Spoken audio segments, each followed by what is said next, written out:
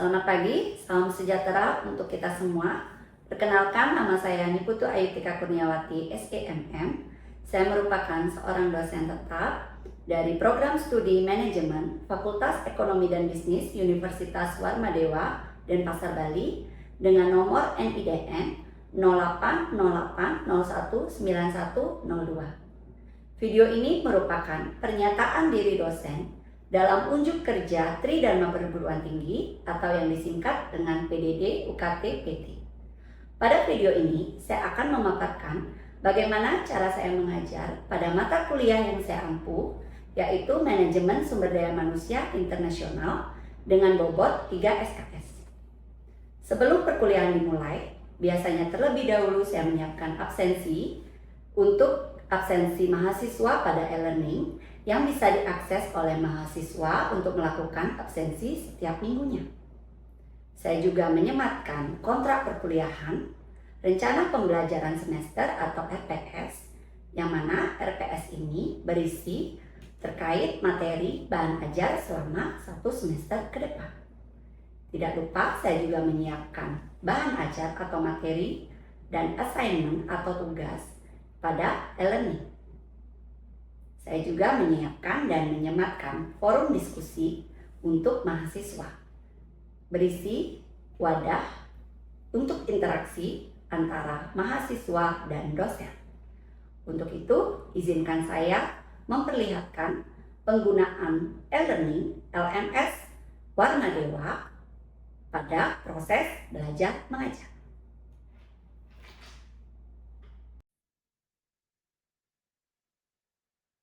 Ini merupakan tampilan e-learning dari mata kuliah Manajemen Sumber Daya Manusia Internasional kelas C13. Pada e-learning bagian awal, terdapat beberapa hal yang saya cantumkan, yaitu announcement, kontrak perkuliahan, dan rencana pembelajaran semester atau RPS.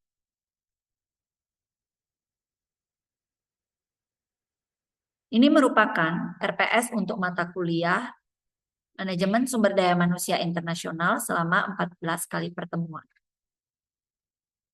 Pada RPS ini menjelaskan capaian pembelajaran, lalu ada 14 bahan kajian atau materi pembelajaran, serta mekanisme pembelajaran yaitu SCL atau Student Centered Learning, yang mana pendekatan pembelajaran yang menempatkan mahasiswa sebagai pusat proses belajar, sedangkan dosen berperan sebagai fasilitator, pembimbing, dan motivator. Think, Pair, and Share adalah metode pembelajaran kooperatif yang memberi kesempatan kepada mahasiswa untuk berpikir secara mandiri, berdiskusi dengan teman kelas, kemudian membagikan hasil diskusinya kepada seluruh kelas. Cooperative learning dan ada collaborative learning. Pada RPS juga tertera buku referensi yang digunakan.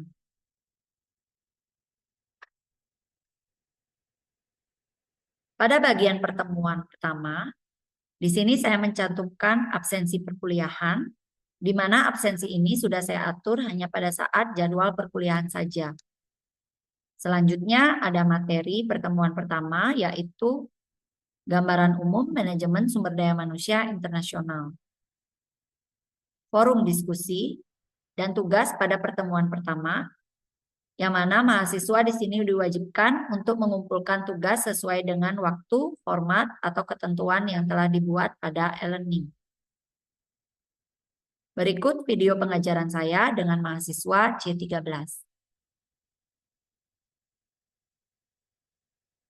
Oke, selamat pagi adik-adik mahasiswa. Nah, jadi ini pertemuan kita yang pertama ya, untuk pembahasan mata kuliah Manajemen Sumber Daya Manusia Internasional. Jadi saya akan mengajar selama 1 semester ke depan di C13. Jadi pertama-tama izinkan saya memperkenalkan diri terlebih dahulu. Jadi nama saya Niputu Ayutika Kurniawati, SEMM. Kalian bisa panggil saya Ayutika. Jadi saya mengajar di Fakultas Ekonomi dan Bisnis Universitas Warmadewa. Ini sudah kurang lebih 5 tahun. Jadi memang konsentrasi yang saya ambil adalah manajemen sumber daya manusia. Jadi untuk perkuliahan pertama, saya akan informasikan terlebih dahulu mengenai rencana pembelajaran semester yang sudah saya sematkan di learning. Kalian bisa buka learningnya dan lihat di sana tentang balasan materi. Terus kontrak perkuliahan juga ada di sana. Absensi, silakan absen sebelum perkuliahan selesai. Dan kita lanjut ke materi. Jadi hari ini pertemuan pertama yang akan kita bahas adalah gambaran umum SDMI, orientasi pengelolaan SDM global, isu lintas budaya, kebijakan, praktik, dan studi kasus. Jadi untuk bobot penilaian selama di kelas ini adalah absensi itu 10% yang saya nilai. Jadi keaktifan kalian di kelas itu 30%. Pengerjaan tugas yang saya berikan itu sebanyak 20%. Nilai ujian tengah semester itu 20%. Dan nilai ujian akhir semester itu sebanyak 20%. Sangat paham ya. Oke, jadi ada pun capaian pembelajaran untuk materi kita yang pertama. Jadi diharapkan nanti adik-adik mahasiswa itu mampu memahami konsep mengenai manajemen sumber daya manusia internasional atau MSDMI. Terus yang kedua, itu bisa mengetahui membedakan karakteristik perusahaan domestik dan perusahaan internasional. Terus yang ketiga, itu memahami orientasi internasional dalam pengelolaan SDM global. Dan yang keempat, itu mampu menganalisa isu, praktik, dan kebijakan MSDMI secara organisasi global. Oke, sampai sini paham dan pembelajaran kita. Sebelum kita memulai perkuliahan, jadi saya ingin bertanya dulu mengenai mengapa MSDMI itu penting. Ada yang mau coba jawab? Oke, silakan sebutkan nama. Perkenalkan, nama saya Putri Sinta, bisa dipanggil Rina dengan IPM 100.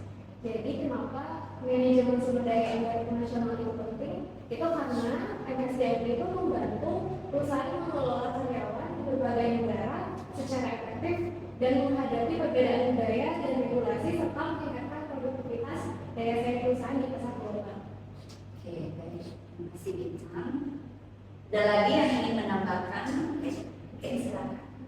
Maka misalnya dalam review biasa yang ini bisa ditambah data dengan IPR 313. Menurut saya MSDMI itu penting karena keberhasilan perusahaan internasional tidak hanya bergantung kepada modal atau teknologi, tetapi pada kemampuan mengelola SDM yang berasal dari berbagai negara.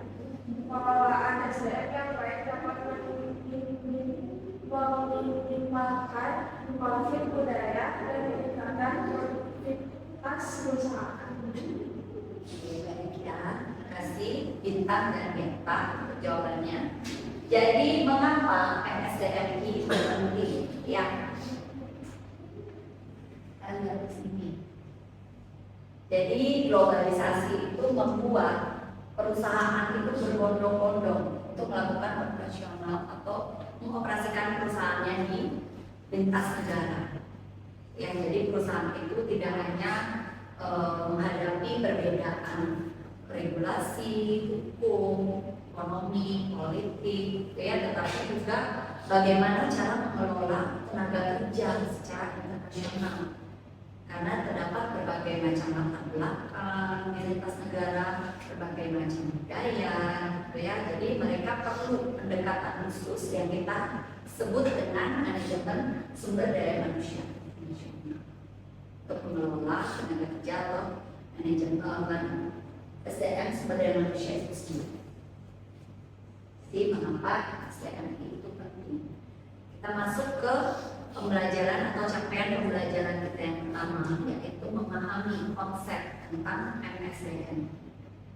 Ya, jadi kita masuk ke pengertiannya terlebih dahulu.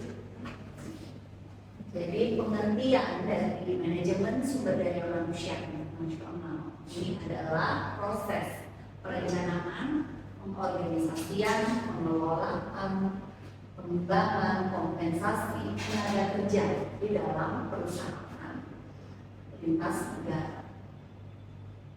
Adapun tujuan dari MSDM ini, tujuan pertama adalah strategi global, yang mana itu mendukung arah bisnis internasional perusahaan. Tujuan yang kedua itu talenta kompeten, yang mana menjamin ketersediaan tenaga kerja global yang sesuai dengan kebutuhan. Tujuan yang ketiga ada keberagaman budaya, di mana mengelola perbedaan nilai, bahasa, dan perilaku kerja. Yang keempat ada efektivitas kerja, yang mana bisa meningkatkan koordinasi dan kinerja tim lintas negara. Dan yang terakhir ada kepatuhan hukum atau regulasi, yang mana itu menyesuaikan kebijakan SDM dengan regulasi di setiap negara. Ini adalah pengertian dan tujuan dari SDM. Kita masuk ke perusahaan domestik dan internasional. Ini adalah capaian pembelajaran kita yang kedua. Jadi mampu membedakan karakteristik antara perusahaan domestik dan perusahaan internasional. Ya. Jadi apa sih perbedaan dari perusahaan domestik dan perusahaan internasional? Perusahaan domestik itu adalah perusahaan yang melakukan semua aktivitas bisnisnya pada satu negara. Adapun karakteristiknya biasanya operasinya di dalam negeri. Tenaga kerjanya biasanya lokal. Regulasinya hanya satu negara. Dan lingkungan bisnis relatif bersifat homogen. Contohnya misalnya perusahaan daerah dan UMKM lokal. Sedangkan kalau perusahaan internasional itu biasanya perusahaan yang melakukan seluruh aktivitas bisnisnya itu di banyak atau lebih dari satu negara. Karakteristiknya operasinya di lintas negara, karyawannya multinasional, budaya, hukum, dan ekonominya beragam, dan koordinasi globalnya lebih kompleks. Jadi contohnya ada Toyota, Unilever, dan Samsung. Ibu akan bertanya, jadi apa yang berubah ketika perusahaan itu menjadi go internasional atau menjadi global? Kira-kira apa sih yang berubah? Silakan. Sebelumnya perkenalkan, nama saya adalah Ayu Srikatnya Dewi, bisa dipanggil Dewayu, dengan NPM 158. Jadi yang berubah ketika perusahaan itu menjadi global, salah satunya itu dari tenaga kerja. Jadi tenaga kerjanya itu menjadi lebih beragam karena perusahaan mempekerjakan karyawan dari berbagai negara dengan budaya, bahasa, dan kebiasaan yang berbeda. Oke, terima kasih Dewayu. Jadi yang berubah itu salah satunya tenaga kerja ya, Dewayu. Oke, ada lagi ini, silakan. Perkenalkan, nama saya Anak Bangsa Menjara Kameswari, bisa dipanggil Lumila dengan NPM akhir 056. Untuk yang berubah ketika perusahaan menjadi global itu salah satunya adalah budaya kerja, yang dimana perusahaan itu harus menyesuaikan diri dengan perbedaan budaya, bahasa, nilai, dan juga kebiasaan kerja di setiap negara. Cara komunikasinya pun dan bisa berbeda di setiap negara. Sebelum ya, jadi budaya kerja. Kita lihat apa saja sih yang berubah ketika perusahaan itu menjadi global. Seperti yang dikatakan Dewayu tadi, tenaga kerja nomor satu ya. Jadi dari tenaga kerja lokal itu menjadi multinasional. Terus yang kedua ada perubahan regulasi di sana. Jadi dari satu sistem hukum saja menjadi banyak sistem hukum. Terus yang ketiga, seperti yang dikatakan temannya tadi, Bu Mira, ada budaya kerja berubah. Jadi dari pola kerja yang hanya seragam itu menjadi beragam dan lebih sensitif. Dan yang terakhir adalah koordinasi. Jadi dari koordinasinya biasanya hanya satu perusahaan saja, yang lokal saja, ini menjadi dilintas mana waktu dengan menggunakan misalnya Zoom Meet, Jimmy, video call, dan beragam bahasa yang digunakan, atau biasanya digunakan bahasa internasional, bahasa Inggris. Ya, jadi apa dari ini SDM? Jadi mengintegrasikan standar global dengan respon lokal agar strategi perusahaan berjalan tanpa mengabaikan budaya dan regulasi negara tujuan. Oke, jadi kita akan bandingkan perusahaan domestik dan internasional. Ini kita gunakan tabel biar lebih gampang ya. Jadi aspeknya terbagi dari wilayah operasi, tenaga kerja, budaya kerja, regulasi, bahasa, kompleksitas SDM, dan sistem organisasinya. Jadi dari aspek wilayah operasi, perusahaan domestik hanya satu negara, perusahaan internasional banyak negara. Kalau dari tenaga kerja, perusahaan domestik menggunakan lokal, kalau perusahaan internasional itu multinasional. Dari budaya kerja relatif seragam, sedangkan perusahaan internasional itu beragam. Dari regulasi, hanya satu sistem hukum di perusahaan domestik, sedangkan perusahaan internasional banyak sistem hukum. Dari bahasa, perusahaan domestik hanya melakukan satu bahasa utama, atau menggunakan satu bahasa utama, sedangkan kalau perusahaan internasional itu multi bahasa. Kompleksitas SDM, perusahaan domestik relatif rendah, perusahaan internasional kompleksitas SDM-nya relatif tinggi.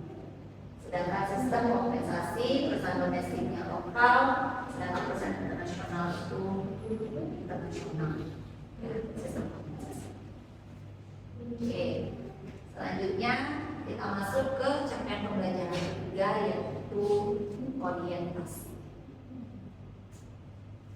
Jadi ada 4 orientasi internasional dalam pengelolaan sumber daya manusia. Ini saya ambil menurut Permen di tahun 1969.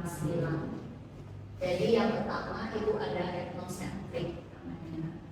Yang kedua ada polisentrik. Yang ketiga ada geosentrik, dan yang keempat ada geosentrik.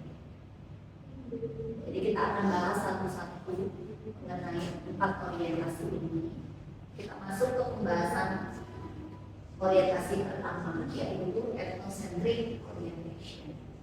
Jadi ethnocentric orientation ini adalah posisi manajemen kuncinya. Itu biasanya diisi oleh karyawan dari asal negara perusahaan. Jadi karakteristiknya, keputusannya lebih terpusat, budaya perusahaan induk yang mendominasi, dan kontrol organisasinya lebih kuat. Adapun kelebihan dari etnosentrik di sini adalah transfer budaya perusahaannya menjadi lebih mudah dan pengendaliannya lebih efektif. Sedangkan kalau kelemahan itu biaya ekspatriatnya yang tinggi dan potensi terjadinya konflik budaya. Ini contohnya ada perusahaan Jepang itu menempatkan manajer Jepang untuk memimpin cabangnya yang di Indonesia.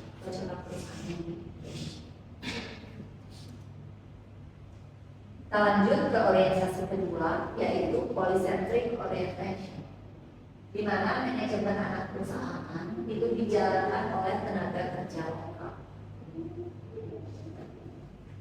Jadi tenaga kerja lokal di sini adalah tempat atau di negara tempat perusahaan itu berlokasi. Di karakteristiknya, yang pertama kewenangan lebih besar kepada manajemen lokal. Kedua, budaya lokal lebih mudah dipahami. Ketiga, biaya pengelolaan lebih rendah dibandingkan dengan ekspor. Kelebihannya, adaptasi lokal lebih cepat dan relasi dengan pemangku kepentingan lokal menjadi lebih kuat. Sedangkan kalau kelemahan, koordinasi global lebih sulit dan kebijakan antar negara dapat berbeda.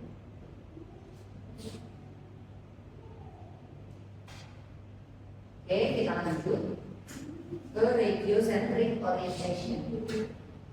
Jadi ada pengelolaan SDM atau sumber daya manusia ini dilakukan berdasarkan wilayah regional seperti Asia Tenggara, Eropa, atau Amerika Utara. Ini berdasarkan wilayah regional tertentu ya. Jadi di Asia Tenggara biasanya mobilitas talentanya lintas negara ASEAN. Sedangkan kalau di Eropa adalah standar kawasan dan kebutuhan regional. Sedangkan kalau di Amerika Utara koordinasi pasar kerja di lintas negara. Jadi kekuatan utamanya lebih efisien dalam regional dan mobilitas tenaga kerja antar negara dalam satu kawasan karena mereka hanya dalam satu regional saja, di pengelolaannya lebih sedikit. Ya. Dan yang terakhir itu biocentric organization, yang mana perusahaan itu memilih karyawan terbaik tanpa mempertimbangkan keluarga negara. Jadi biasanya karakteristiknya adalah orientasi global. Talenta terbaik itu menjadi prioritas atau yang diutamakan, mendorong keberagaman global, memerlukan sistem SDM global yang matang. Kelebihannya sudah pasti kualitas SDM meningkat karena hanya talenta terbaik yang dipilih. Kelemahannya administrasinya menjadi lebih kompleks karena bisa saja talenta terbaik yang terpilih itu dari lintas negara atau beda negara. Oke, sampai sini paham? Ini capaian pembelajaran kita yang ketiga. Kita masuk ke capaian pembelajaran kita yang terakhir, yang keempat, yaitu mengenai analisis isu kebijakan praktik SDM pada perusahaan global nasional. Kita bahas dulu yang isu satu. Isu satu ini adalah perbedaan budaya. Jadi budaya mempengaruhi perilaku kerja dan keputusan dari manajernya. Adapun karakteristiknya misalnya gaya kepemimpinannya, ya, terus komunikasi digunakan, pengambilan keputusan, dan motivasi kerja. Contoh, budaya Jepang cenderung lebih kolektif, sedangkan budaya Amerika menjadi lebih individual. Ini adalah isu pertama, yaitu perbedaan budaya. Dari contoh aja kita sudah lihat ya perbedaan contoh budaya Jepang dan budaya Amerika. Isu yang kedua, isu yang kedua dan yang ketiga, yaitu ekspatriat dan keragaman tenaga kerja. Biasanya manajemen ekspatriat. Di sini tantangan utamanya adalah culture shock, adaptasi keluarga, karena biasanya karyawan ekspatriat itu membawa serta keluarganya ikut gitu ya, tinggal di negara tempat yang bekerja. Bahasa dan repatriasi. Jadi apa itu ekspatriat? Ekspatriat itu adalah karyawan yang ditugaskan untuk bekerja di negara lain. Jadi keragaman tenaga kerja ini isu ketiga. Jadi keragaman tenaga kerja ini biasanya organisasi global itu mempekerjakan individu dengan perbedaan ras, agama, bahasa, gender, dan bangsa. Jadi perusahaan perlu membangun budaya inklusif dan kebijakan kerja yang adil di keragaman tenaga kerja. Jadi nanti diskusi kita adalah bagaimana perusahaan meminimalkan kegagalan penugasan internasional. Ini nanti ada di tugas yang akan disematkan di elemen. Jadi kalian bisa langsung kerjakan di sana, ya, assignment. Oke, jadi kita lanjut ke isu keempat dan kelima.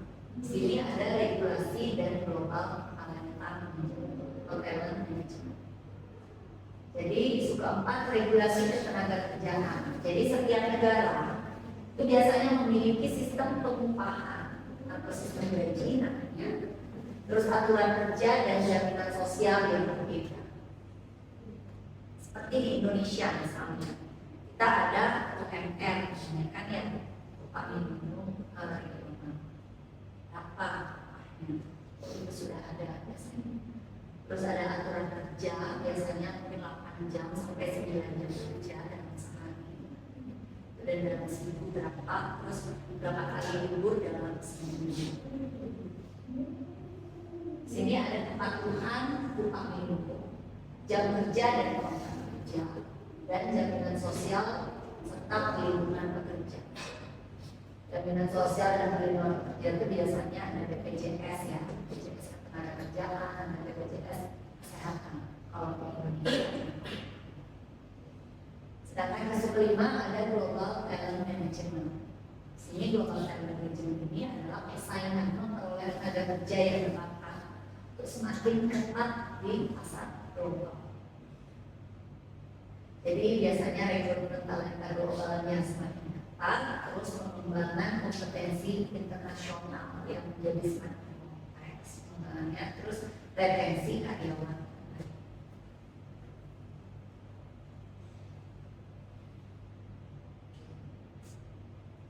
Lanjut, ada kebijakan.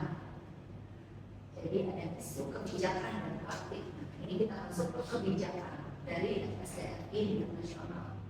Jadi kebijakan MSCRI itu menjadi pedoman perusahaan dalam mengelola SDM lintas negara secara konsisten dan efektif. Ya, jadi kebijakannya ada rekrutmen dan seleksi. Terus ada kebijakan pelatihan dan pengembangan karyawan, kompensasi internasional, dan penilaian kinerja. Nantiannya ada di bawah. Jadi rekrutmen dan seleksi internasional itu biasanya pemilihan tenaga kerja global dan penempatan ekspatriat. Sedangkan kalau pelatihan dan pengembangan itu biasanya ada cross culture training, leadership development, dan persiapan penugasan internasional. Yang ketiga ada kompensasi internasional. Biasanya kompensasi internasional itu yang diterima adalah gaji pokok, tunjangan-tunjangan, ada tunjangan luar negeri, tunjangan perumahan, tunjangan pendidikan anak, dan mendapatkan asuransi internasional. Terus yang keempat ada penilaian kinerja. Penilaian kinerja ini adalah evaluasi kinerja individu, adaptasi budaya, dan pencapaian target. Sampai di sini ada yang mau ditanyakan? Terkait dengan salah satu pedoman di kebijakan MSCRI itu ada kompensasi internasional. Di sini pertanyaan mengenai perbedaan antara kompensasi lokal dan juga kompensasi internasional. Oke, baik, pertanyaan yang bagus ya, Andi. Jadi apa sih perbedaan antara kompensasi lokal dengan kompensasi internasional? Ya, seperti yang adik-adik ketahui, kita pakai contoh saja di Indonesia misalnya. Jadi kompensasi lokal yang diterima biasanya di perusahaan lokal atau UMKM di Indonesia apa saja sih? Ada yang mau coba nggak? Biasanya kan pasti gaji pokok gitu ya, UMR. Dan tunjangan, biasanya tunjangannya paling tunjangan kesehatan. Misalnya kalau ada bonus, kalau misalnya pencapaian kinerjanya tercapai, kalau ada bonus dari perusahaan. Kalau misalnya kompensasi internasional, itu tunjangannya ada tunjangan, banyak tunjangan, ya ada tunjangan luar negeri. Biasanya kompensasi internasional juga mempunyai atau mendapatkan tunjangan perumahan, tunjangan kendaraan, tunjangan mobil. Terus ada tunjangan pendidikan anak. Asuransinya juga bukan asuransi BPJS Kesehatan yang biasa gitu ya, tidak. Jadi dia mendapatkan asuransi kesehatan internasional. Itu kurang lebih. Bagaimana, Anji? Baik, terima kasih atas informasinya.